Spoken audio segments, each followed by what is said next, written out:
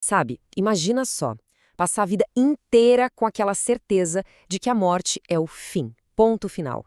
E aí, de repente, despertar e descobrir que, bem, estava tudo errado.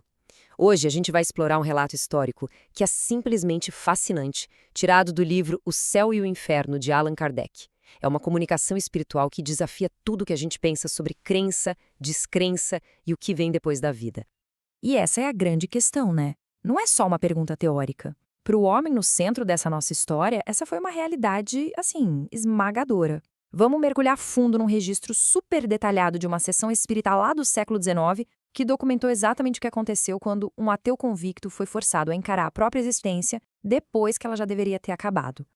Então, vamos conhecer o J.B.D. Ele era descrito como um homem culto, inteligente, mas que dedicou a vida inteira à filosofia materialista. Para ele era simples: não existia Deus, não existia alma, só existia a matéria. E essa crença de que a morte era o fim de tudo era tão forte, mas tão forte, que ele decidiu apressar as coisas e cometeu suicídio. Só que a história, claro, não terminou ali. 2 anos depois, a pedido da família, tentaram contato. E é aqui que a coisa começa de verdade. Como é que foi essa primeira comunicação?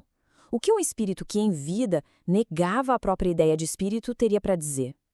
Como a gente vai ver, o contato foi, marcado por uma agonia e uma violência que ninguém esperava. O primeiro contato foi uma coisa visceral, sabe? A comunicação não fluía, ela era arrancada.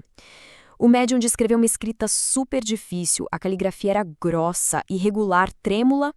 Num acesso de raiva, o espírito chegou a quebrar o lápis e a rasgar o papel. Dava para sentir que havia ali uma perturbação profunda, violenta mesmo. E estas foram as primeiras palavras dele. Estou sofrendo, eu sou um réprobo. Sem rodeio, sem oi, tudo bem, só uma declaração de dor logo de cara. E réprobo é uma palavra bem forte, né? Significa alguém que foi rejeitado ou condenado. Isso já dá o tom exato do estado de espírito dele.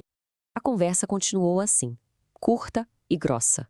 Quando perguntaram se a invocação, ou seja, se o chamado era agradável ou penoso para ele, a resposta foi uma palavra só: penosa.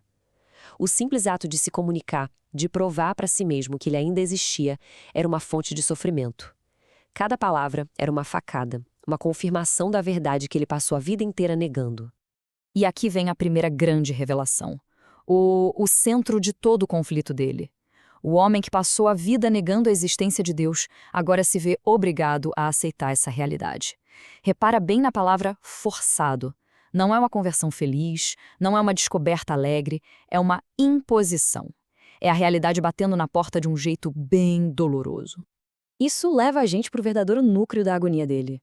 O sofrimento do J.B.D. não era aquele de fogo e enxofre que a gente imagina. Era um tormento muito mais filosófico. Um inferno construído dentro da própria consciência dele. E talvez por isso mesmo, muito mais terrível. Olha que interessante essa pergunta que está aqui no slide.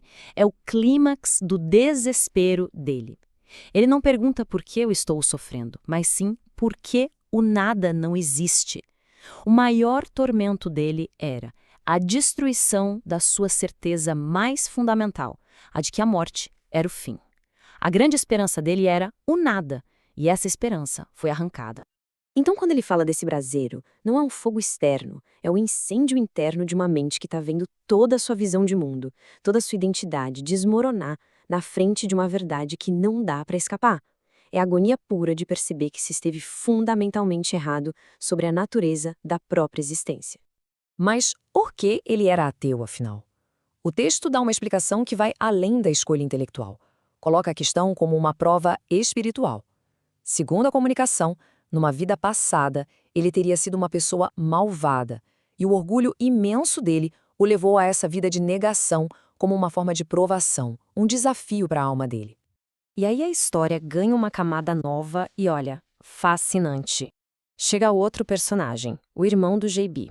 Ele também tinha sido ateu em vida, mas o destino dele depois da morte foi bem diferente. A comparação entre os dois é a chave para a gente entender a lição principal desse relato. Gente, as diferenças são gritantes. De um lado, o JBD, que se matou, agitado, atormentado. A escrita dele era um rabisco. Do outro lado, o irmão, que morreu de causas naturais, também estava infeliz por causa da descrença, mas estava calmo, coerente, lúcido. E o texto é muito enfático nisso. O ato do suicídio não foi um fim, mas sim um intensificador drástico do sofrimento dele. Essa é a explicação do irmão sobre a natureza do sofrimento dos dois. E é uma descrição muito poderosa da dor do orgulho ferido. Imagina só construir toda a sua identidade em cima da ideia de que se tem razão, para depois dar de cara com uma radiante verdade que prova justamente o contrário. A humilhação, segundo ele, é avassaladora. Isso nos leva a um dos conceitos mais importantes do texto, a tal da punição moral. A ideia aqui, para a época, era revolucionária. O sofrimento não é um castigo imposto por um Deus vingativo. É uma consequência natural, interna, das próprias falhas do espírito, principalmente desse orgulho que foi esmagado e do remorso que vem logo em seguida, quando ele desperta para a realidade. Certo, então o que a gente tira disso tudo? Esse relato não é só uma historinha de fantasma, né? Ele é usado para ilustrar vários princípios que são fundamentais para a doutrina que o produziu. Então, vamos dar uma olhada nessas lições que vieram do além.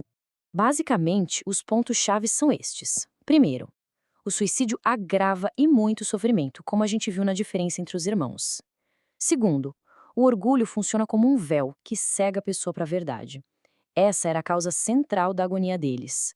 A própria dúvida, como no caso do JBD, pode ser uma provação espiritual. O texto também fala que a prece ajuda. E, por fim, traz uma ideia muito interessante sobre identidade. Ela se prova pelo caráter, não por fatos e dados. Tá, mas como a família teve certeza que estava falando com eles? Não foi porque eles saíram recitando fatos ou segredos. Foi pela caligrafia do JBB, que mesmo toda rabiscada era reconhecível, e porque o irmão dele usou uma palavra panaceia que ele vivia usando em vida. Eram as características pessoais, o jeito de ser deles, que provaram a identidade. É claro que a família quis usar isso para convencer os amigos céticos, né? Pediram provas concretas, do tipo, onde você foi enterrado? Mas a resposta, segundo Kardec, foi que isso não adianta nada. Os espíritos não são testemunhas num interrogatório. As provas que realmente convencem são as que surgem naturalmente. E tentar forçar a barra para convencer quem não quer acreditar é um esforço em vão. E assim a gente termina com essa reflexão. O caso todo gira em torno dessa tensão entre prova e fé. Para o J.B.D. Kehl, a prova veio tarde demais e veio de um jeito esmagador. Para os céticos que ele deixou para trás, nenhuma prova parecia ser suficiente. Isso nos deixa com uma pergunta fundamental sobre a natureza da própria crença, né? Uma prova inegável é um pré-requisito para crer ou a crença é, no fim das contas, uma escolha que a gente faz mesmo na ausência de uma certeza absoluta?